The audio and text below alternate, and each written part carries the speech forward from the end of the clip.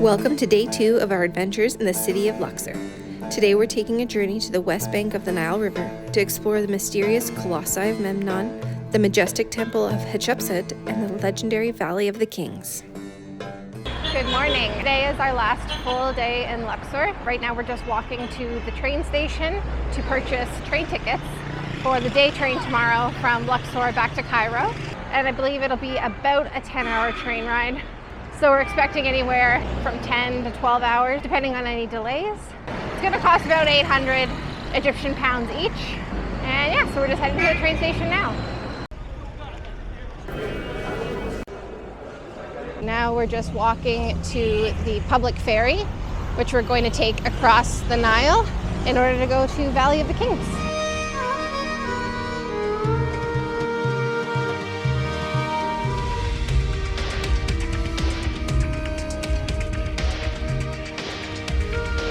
So we ended up negotiating the same price to get a private boat as opposed to a public ferry.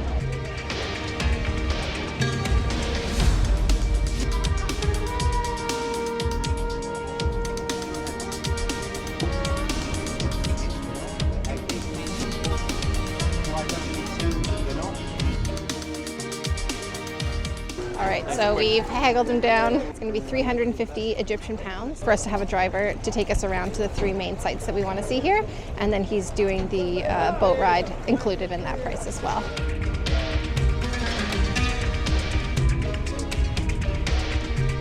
So we're at our first stop of the tour, and it's at the Colossi of Memnon. These are massive statues of Pharaoh Amenhotep III and are each carved from a single block of stone. The statues are famous for producing mysterious sounds, often described as singing, which is likely caused by temperature and moisture changes in the stone, creating vibrations.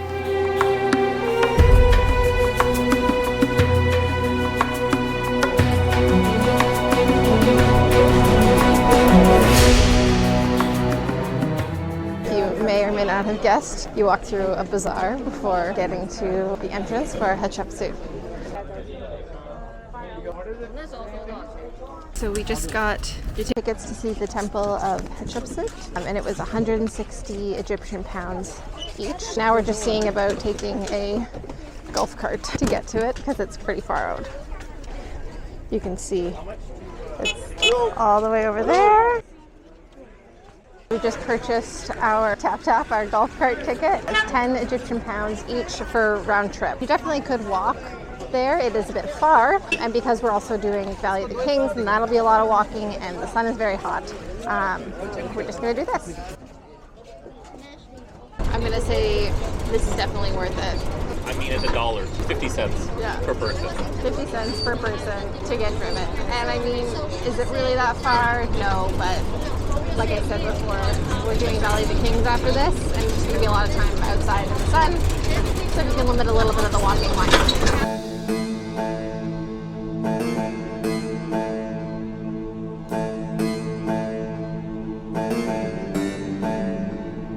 We have arrived. We're here around 1 p.m. and it's pretty busy. I mean, that's the trade-off for not getting up at 6 a.m. to get here for open, and I'll take it. Now we're just climbing up the ramp, and at the top is the temple. This mortuary temple was built in honor of Queen Hatshepsut, one of the few female pharaohs of ancient Egypt. It is situated beneath the cliffs of Deir el-Bahari.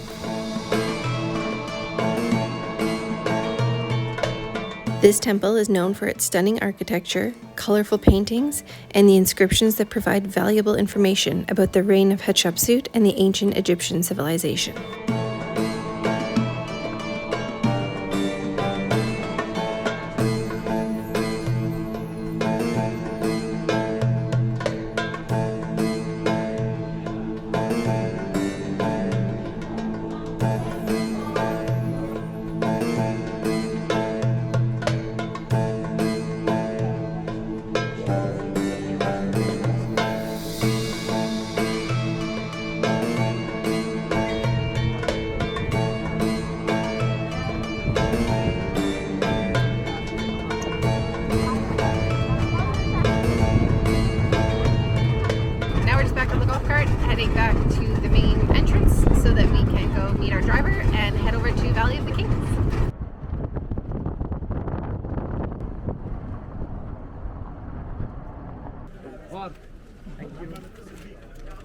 So we've arrived at the Valley of the Kings. It's the same situation here. You walk through the bazaar, you go inside the visitor center to grab your tickets, and then you go and buy a ticket for the little golf carts again.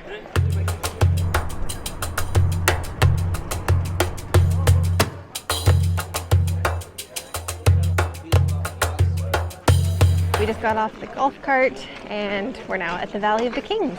There's over 60 tombs in the complex, and all of them are labeled with a KV and then a number. So it's like Valley of the Kings, King Valley, and then a number. And so you can only actually enter 12 of the 60 plus tombs. And today we're going into 3 of them. So we're going to start at KV2, which is Ramses IV.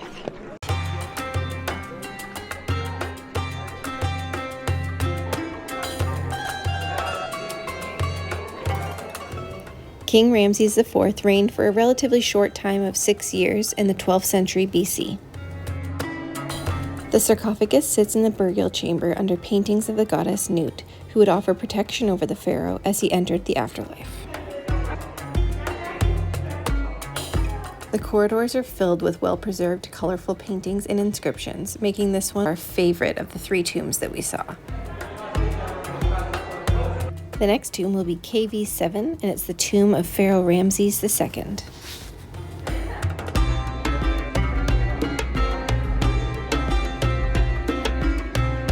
Ramses II was also known as Ramses the Great. He is considered one of the most famous and powerful pharaohs in Egyptian history, and he ruled for over 65 years. This tomb has been badly damaged by the flash floods that periodically sweep through the valley.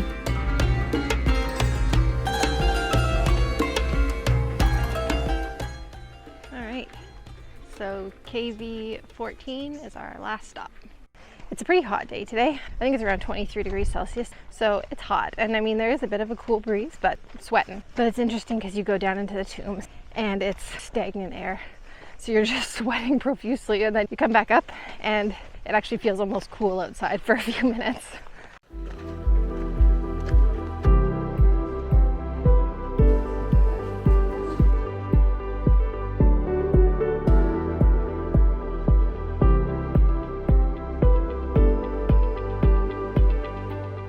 Going to try and pronounce the names of the people whose tomb this is, but this is KV14, and this is our 3rd and final tomb today, and apparently it's the largest one. From the way the hallways look at it, I kind of believe it. So this was originally the tomb of Queen Tuzeret, who served as one of the few female pharaohs after her husband, Pharaoh Seti II, died. His tomb is next door at KV15. The tomb was reused by King Setnecht, who had the images of Tuzeret removed and replaced with those of his own. The tombs further away from the main entrance seem to be quieter and have less people in them at the time that you're in them.